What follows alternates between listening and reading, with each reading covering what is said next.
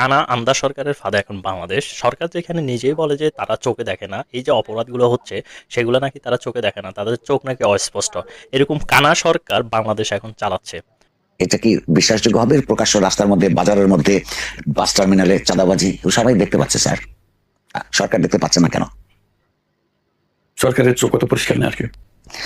এখন বিষয়টা হলো যে সে কানাতে হবেই, কারণ হলো যে স্পষ্ট সে বলছে যে যদি হয় হবে, যদি আমরা করতে পারি করব। মানে এটা যে একটা সরকার প্রধানের কথাবার্তা, যে এই চারদিকে অরাজকতা হচ্ছে সে নাকি চোখে দেখে না, যদি হয় হইলো, ভাগ্যে যদি থাকে হইলো। মানে যখন আমার স্বার্থটা শেষ হয়ে গেল তখন তো এরকম কথাবার্তাই বলবে। এখন ইউনুসের তো স্বার্থ শেষ, তার যেই কর্মকূপ আছে সেটাও শেষ। তারপরে এখন নাকি আবার ইউনিভার্সিটি করবে, সেখানেও কর্মকূপ, অথচ বাংলাদেশের জনগণের উপর সে ব্যাট চাপিয়ে দিচ্ছে। এখন এরকম কানা সরকার বাংলাদেশের প্রত্যেকটা জিনিসকে ধ্বংস করার পথে নিয়ে যাচ্ছে। এই যে আমেরিকার দুইজন সিটিজেন, একজন হলো যে সরকার প্রধান ডক্টর ইউনুস, আরেকজন হলো আলী রিয়াজ, ওই আমেরিকার সিটিজেনকে হায়ার করে আনছে বাংলাদেশের সংবিধানকে সংশোধন করার জন্য। সেখানে তারা ধর্মনিরপেক্ষতা বাদ দিয়ে দিল, মানে তাদের ধর্মনিরপেক্ষতা লাগবে না, বহুত্ববাদী নাকি একটা লাগবে। আর এর মধ্যে আবার ধরেন যে বাংলাদেশের নামে চেঞ্জ করে দিবে। তো বাংলাদেশের নাম চেঞ্জ করে পাকিস্তান রাখ, তোদের যেহেতু এত শখ পাকিস্তানে রাখ, পূর্ব পাকিস্তানে আবার ফিরে যা। মানে তোদের বাংলাদেশ পছন্দ হচ্ছে না, গণপ্রজাতন্ত্রী বাংলাদেশ নাকি ওদেরকে চুলকাচ্ছে, ওদের মানে চুলকানি বেড়ে গেছে। এখন এটা কি গণ প্রজা কি একটা রাখবে।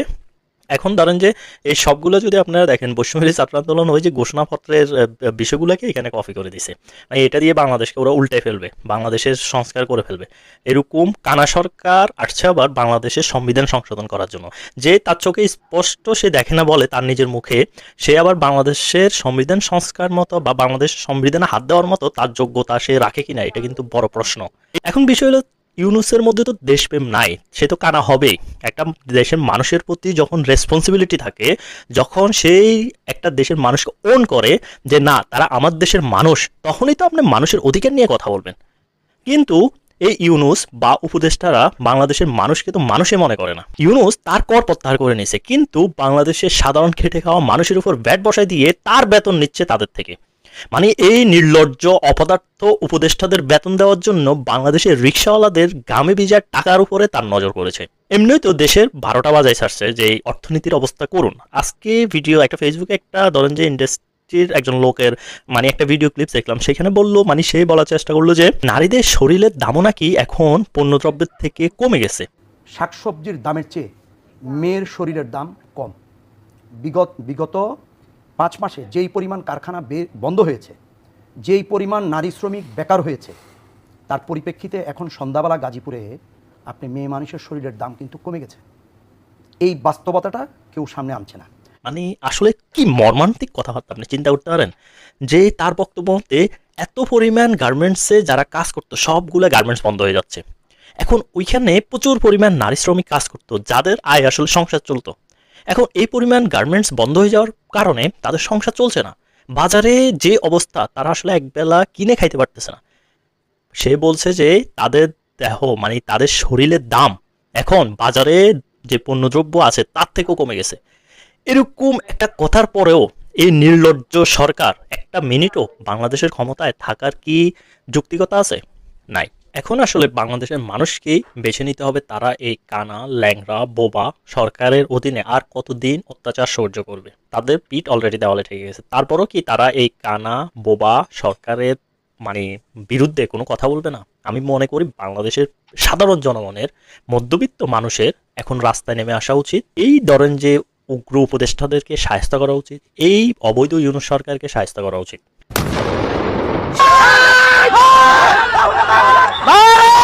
৫ বছরের ইতিহাসে সম্ভবত এই ঘটনা আমরা প্রথম দেখছি।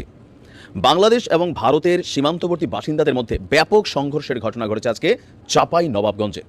তথ্যসূত্র বলছে সকালবেলা আনুমানিক 10টা থেকে 10:30টার দিকে সীমান্তবর্তী অঞ্চলে ভারতের সীমান্তের লোকেরা, আমজনতা, তারা বাংলাদেশের 2-1 কৃষকের সাথে বাকবিতণ্ডা হয়। আর বাকবিতণ্ডার এক পর্যায়ে তারা দল বেঁধে বাংলাদেশের সীমানাতে অনুপ্রবেশ করে সেখানে থাকা বিভিন্ন ফসলি সবজি, কলা গাছ, আম গাছ, সরিষা ক্ষেত সেখানে তারা কেটে ফেলে। এমনকি সেখানে থাকা কৃষকদের গায়েও তারা হাত তোলে। আর এই খবর বাংলাদেশের সীমান্তে প্রচার হবার সাথে সাথে সীমান্তর পার্শ্ববর্তী অবস্থিত যে গ্রামের আমজনতা আছে তারা মাছির মতন, মৌমাছির মতন উড়া গিয়া সেখানে ঝাঁপাইয়া পড়ছে।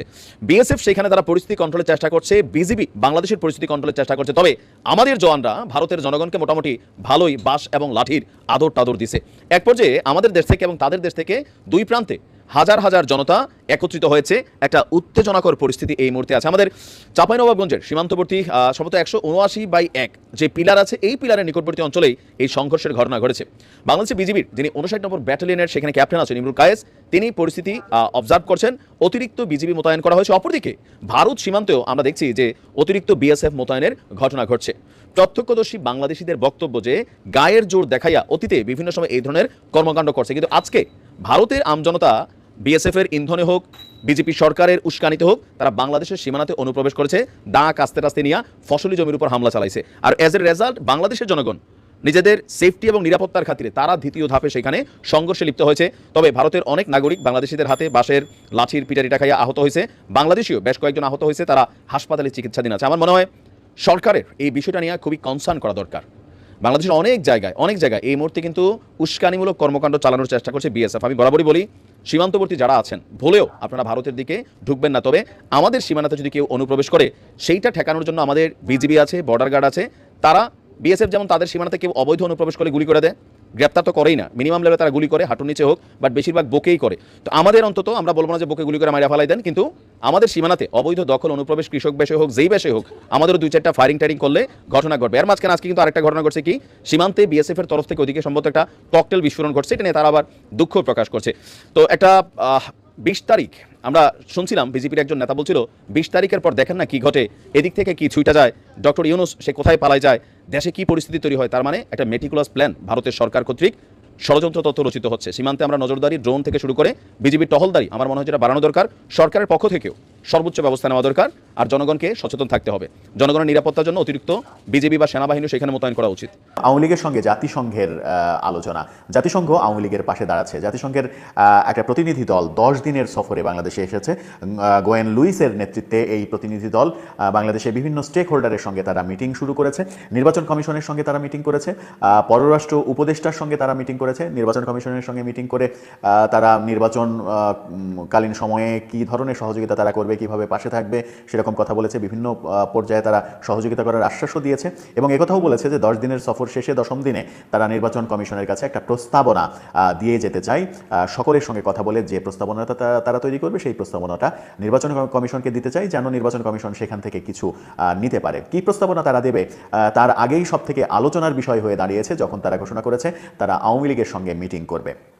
আওয়ামী লীগকে একেবারেই বাজেয়াপ্ত করার প্রক্রিয়া যখন শুরু, তখন গোয়েন লুইসের নেতৃত্বাধীন জাতিসংঘের এই দল আওয়ামী লীগের সঙ্গে মিটিং করার প্রক্রিয়াতে গেল। আওয়ামী লীগের সঙ্গে মিটিং তারা করছে এবং সেই মিটিংয়ে তারা কি আলোচনা করবেন সেটা একটা বড় প্রশ্ন। আওয়ামী লীগ যখন জাতিসংঘকে পাশে পাচ্ছে, এর আগে আমরা গত কিছুদিন থেকেই দেখতে পাচ্ছি আমেরিকা নানাভাবে আওয়ামী লীগের পাশে দাঁড়াচ্ছে কিংবা বর্তমান সরকারের বিপক্ষে তাদের অবস্থান চলে যাচ্ছে। এরপর যদি জাতিসংঘকে আওয়ামী লীগ পাশে পায়, সেটা আওয়ামী লীগের সামনে এগিয়ে যাওয়ার জন্য কিংবা ঘুরে দাঁড়ানোর জন্য একটা বড় সহায়ক শক্তি হবে কিনা সেটা ভেবে দেখা যেতেই পারে। আমার মনে হয় যে জাতিসংঘকে যদি আওয়ামী লীগ পাশে পায়, যে জাতিসংঘকে এর আগে আওয়ামী লীগ বিভিন্ন নির্বাচনের সময় খুব একটা পাশে পায়নি, এককেন্দ্রিক নির্বাচন করেছে আওয়ামী লীগ 2014 এবং 24, মূলত 18 নির্বাচনে বিএনপি এসেছিল। 2014 এবং 2024-এর নির্বাচন নিয়ে সব থেকে বেশি সমালোচনা হয়। সেই নির্বাচনে জাতিসংঘের প্রতিনিধি দল আসেনি, সহযোগিতা করেনি। সেরকম একটা প্রেক্ষাপটে এখন আওয়ামী লীগ যখন চরম বিপদে, আওয়ামী লীগের চরম দুঃসময়ে জাতিসংঘ আওয়ামী লীগের পাশে দাঁড়াচ্ছে, এটা কিভাবে সম্ভব হচ্ছে, কিভাবে সম্ভব হলো, কোন লবিংয়ে আওয়ামী লীগ জাতিসংঘকে পাশে পাচ্ছে, সেই প্রশ্নগুলো সামনে এসেই যায়। সমন্বয়কদের যে দাবি, গণঅভ্যুত্থানকে কেন্দ্র করে যে ঘোষণাপত্র তারা দিতে চাচ্ছে, সেই ঘোষণাপত্রকে কেন্দ্র করে সরকারের অন্যতম উপদেষ্টা মাস্টার মাইন্ড মাহফুজ আলম নতুন এক কৌশলের আশ্রয় নিয়েছেন। আমাদের এগুলো বুঝতে অসুবিধা হয় না। কৌশলটি কি? মানে জুলাই ঘোষণাপত্র নিয়ে চিঠির মাধ্যমে অভিমত নেওয়া হচ্ছে এবং এই অভিমতগুলো পর্যালোচনা করে সংশোধিত এবং সর্বজন গ্রাহ্য ঘোষণাপত্র প্রস্তুত করা হবে, এমনটা জানানো হয়েছে। কোত্থেকে জানানো হয়েছে? সরকারের প্রধান উপদেষ্টার প্রেস উইং থেকে একটা চিঠি দেওয়া হয়েছে গণমাধ্যমে বিজ্ঞপ্তি আকারে, এবং সেখান থেকেই এই কথাগুলো জানা যাচ্ছে। কি বলা হয়েছে এই চিঠিতে? এখানে বলা হচ্ছে, জুলাই ঘোষণাপত্র নিয়ে বৃহস্পতিবার অর্থাৎ গত 16 জানুয়ারি সর্বদলীয় সংলাপের পরবর্তী কর্মপন্থা হিসেবে গণঅভ্যুত্থানে অংশ নেওয়া রাজনৈতিক দলসহ অংশীজন থেকে অভিমত নেওয়া হচ্ছে। আপনাদের সুচিন্তিত অভিমত চিঠি মারফত পাঠাতে পারেন। কোথায় পাঠাবেন? অ্যাড্রেস হচ্ছে মাহফুজ আলম, উপদেষ্টা, প্রধান উপদেষ্টা কার্যালয়, এই ঠিকানায়। এবং আগামী 23 জানুয়ারি পর্যন্ত এ ধরনের মতামত নিয়ে সেটি পর্যালোচনা করা হবে এবং এখানে বলা হচ্ছে যে এগুলো পর্যালোচনা করে সংশোধিত এবং সর্বজন গ্রাহ্য ঘোষণাপত্র প্রস্তুত করা হবে এবং জনগণের উপস্থিতিতে তা অনতি বিলম্বে ঘোষিত হবে। আমাদের শব্দগুলো একটু খেয়াল করা দরকার যে সর্বজন গ্রাহ্য ঘোষণাপত্র প্রস্তুত করা হবে এবং জনগণের উপস্থিতিতে অনতি বিলম্বে এটি ঘোষিত হবে। ভালো কথা। প্রশ্ন হচ্ছে প্রথমেই, গণ অভ্যুত্থানে অংশ নেওয়া রাজনৈতিক দল সহ অংশীজন বলতে কি বোঝানো হচ্ছে? রাজনৈতিক দলগুলো তো আমরা বুঝতে পারছি, শেখ হাসিনা সরকারের বিরোধী যারা ছিলেন বা বিরোধী দলীয় অবস্থায় যারা ছিলেন তারা সবাই কম বেশি অভ্যুত্থানে অংশ নিয়েছে। আর অংশীজন বলতে কি বোঝায়? সাধারণ মানুষ যে অংশ নিয়েছে তাদের ভয়েসগুলো কিভাবে রেজ করা হবে? এবং যদি আরও একটু খোলাসা করে বলি, রাজনৈতিক দলের বাইরে নিশ্চয়ই বিভিন্ন ধরনের সংগঠন, সামাজিক সাংস্কৃতিক বিভিন্ন ধরনের সংগঠন এতে অংশ নিয়েছিল। তো তারা যেসব মতামত বা অভিমত প্রকাশ করবে, অভিমত প্রকাশ করে চিঠি দিবে, একই সঙ্গে ব্যক্তি পর্যায় থেকে যে চিঠিগুলো দেওয়া হবে তাদের নিজ নিজ ধারণা প্রসূত যে ব্যাখ্যাগুলো বা অভিমতগুলো, সেগুলোর সবই কি প্রকাশ করা হবে? সেগুলোর সবই কি বিবেচনায় নেওয়া হবে? সেগুলোর সবই কি রাজনৈতিক দলগুলোর নেতাদের সামনে অথবা সাধারণ মানুষের সামনে উপস্থাপন করা হবে? চোখ বন্ধ করে বলে দেওয়া যায় এটি হবে না। যেহেতু এই ঘোষণাপত্রটি চাইছে শুধুমাত্র এই আন্দোলনের নেতৃত্বের দাবিদার, এই আন্দোলনে তো আরো অনেক নেতা ছিল, ছাত্র আন্দোলনের মধ্যে ছাত্র দল, ছাত্র মৈত্রী, ছাত্র ইউনিয়ন সহ বিভিন্ন ধরনের সংগঠন, ছাত্র সংগঠনের নেতা ছিল, তাদেরকে তো বাইপাস করা হচ্ছে, তাদেরকে একেবারে সাইড করা হচ্ছে, কর্নার করা হচ্ছে। এখন যাই হোক, নেতৃত্ব দাবিদার কারা? বৈষম্য বিরোধী ছাত্র আন্দোলন বা জাতীয় নাগরিক কমিটিতে যারা রয়েছেন তারা। তো খুব স্বাভাবিকভাবেই তারা যত বেশি পারে এর পক্ষে, ঘোষণাপত্রের পক্ষে নিজেদের অবস্থান তুলে ধরার চেষ্টা করবে, নানান ধরনের যুক্তি তুলে ধরার চেষ্টা করবে। সেগুলো আরও বেশি বেশি মানুষের মাধ্যমে, কথিত সংগঠনের মাধ্যমে তারা এই ঠিকানায় চিঠি পাঠাবে। আর যারা এর বিপক্ষে তারা তো আর অতটা আগ্রহ সহকারে দিবে না। আচ্ছা, দিল, ধরে নিলাম সমান আগ্রহ সহকারে দিচ্ছে, সেইগুলো কতটা স্বচ্ছতার সঙ্গে, কতটা সততার সঙ্গে আমাদের সামনে প্রকাশ করা হবে? আমি বলছিলাম যে নিশ্চিতভাবে বলা যায় যেগুলো করা হবে না। কেন করা হবে না? তাদের বিশ্বাসযোগ্যতা তারা এরই মধ্যে নিজেরাই ধ্বংস করেছে। তাদের প্রতি মানুষের, সাধারণ মানুষের আস্থা নেই, রাজনৈতিক দলগুলোর আস্থা নেই। রাজনৈতিক দলগুলোর যদি আস্থা থাকতো, যেই 16 জানুয়ারি বা বৃহস্পতিবারের সর্বদলীয় বৈঠকের কথা উল্লেখ করা হয়েছে, সেটা যদি সর্বদলীয় বৈঠক হয়েছে, সেখানে তো সিপিবি, বাসদ, 12 দলীয় জোটের অন্তর্ভুক্ত যে দলগুলো তারা যায়নি। এটা সর্বদলীয় বৈঠক হয় কিভাবে? কেন সর্বদলীয় বৈঠক হয় না সেই ব্যাখ্যাও আমি দিয়েছি। এবং বিএনপি তো এই বৈঠকে যেতে চায়নি।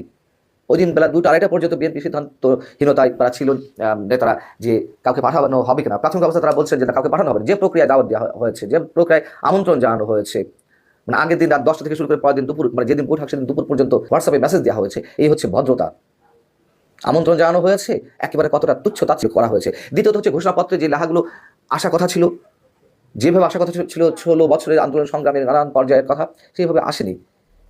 এবং সংবিধানে অন্তর্ভুক্ত করার কথা বলা হচ্ছে, এই ঘোষণাপত্র বা সংবিধানকে ছুঁড়ে ফেলার কথা বলা হচ্ছে। নানান যৌক্তিকতার জায়গা থেকে বিএনপি যেতে চায়নি, শুধুমাত্র যাতে কেউ ব্লেম দিতে না পারে যে বিএনপি অসহযোগিতা করছে, বিএনপি এই বৈঠকে আসেনি, সেই জায়গা থেকে বিএনপি বৈঠকে গিয়েছিল। আর কমিউনিস্ট পার্টি, সিপিবি, বাসদ, তারা তো এটি প্রত্যাখ্যান করেছে, ঘোষণা দিয়ে গণমাধ্যমে জানিয়ে দিয়েছে যে আমরা যাচ্ছি না।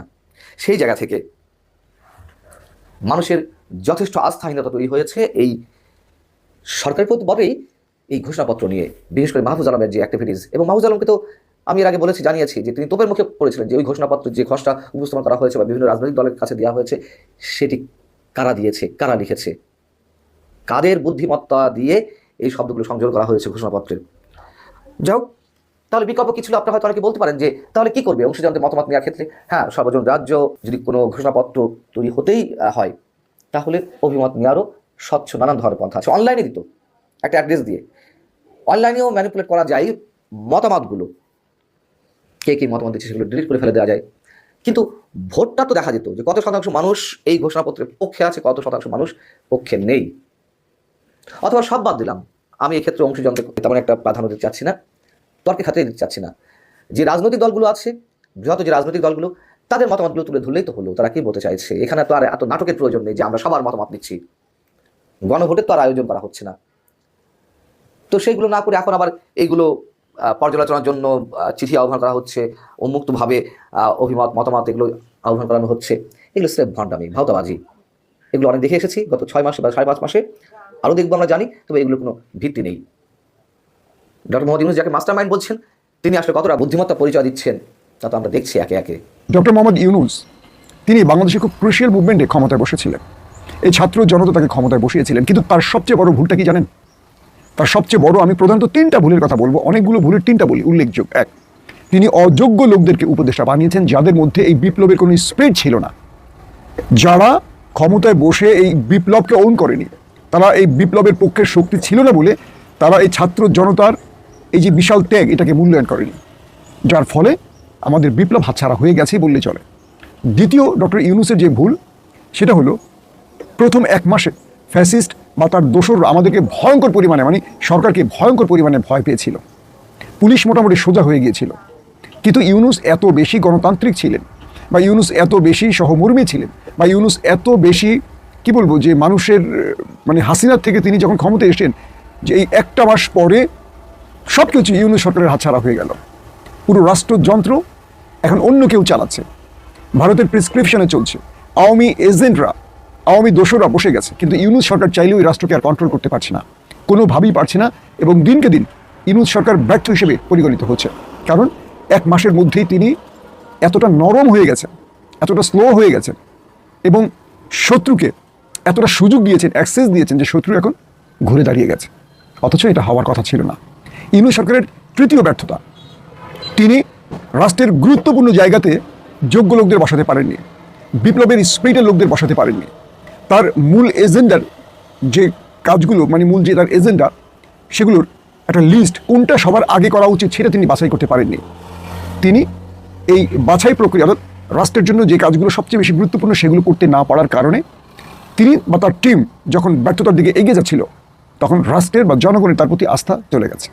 তারপরও এই দেশের মানুষ মনে করছে যে ইউনূস সরকার চাইলে এখন এই রাষ্ট্রকে স্বাভাবিক করতে পারবে, এই দেশকে আবার একটা গন্তব্যে, তার ঠিকানায় পৌঁছে দিতে পারবে, যেটা রাজনৈতিক দল পারবে না। দেখেন, বাংলাদেশে অনেকগুলো দল এখনও নির্বাচন করছে, কিন্তু দেশের মানুষ নির্বাচনের জন্য মাঠে নামছে না।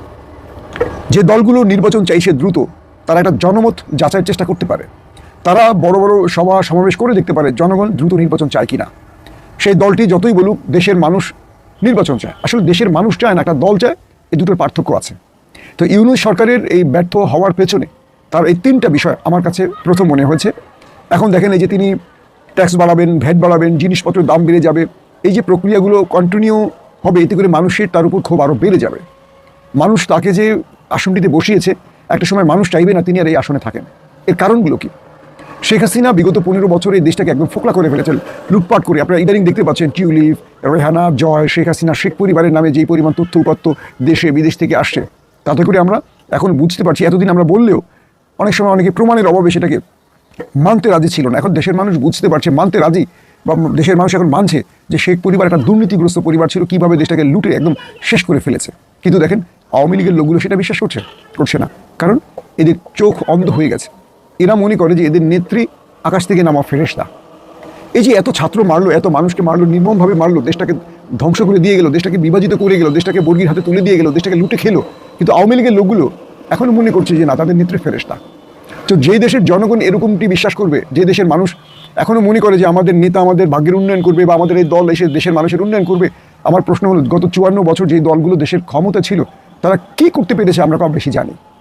আমরা অবশ্যই জানি যে 54 বছরে কারা ক্ষমতায় ছিলেন, কারা দেশের জন্য কি করেছে, কিন্তু আমাদের দেশের মানুষগুলো এটা মনে রাখে না বা বোঝে না। আর বোঝে না বলে বারবারই আমরা ভুল নেতৃত্বের হাতে পড়ি, বারবারই আমরা ভুল লোকদেরকে শাসনভার দিয়ে দিই, এবং আমরা তাদের নিষ্পেষণের শিকার হই।